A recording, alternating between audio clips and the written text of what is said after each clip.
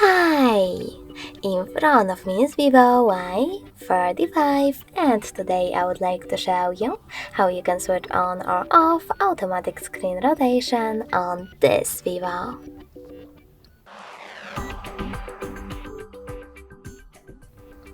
Firstly, open Tab menu and look for Auto Rotate icon. When you find it, click on it.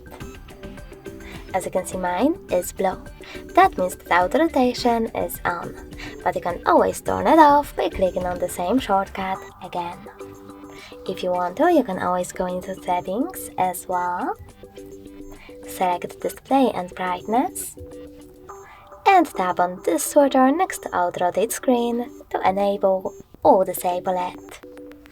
Thanks so much for watching. If you enjoyed this video, smash that like button, comment and subscribe. Bye!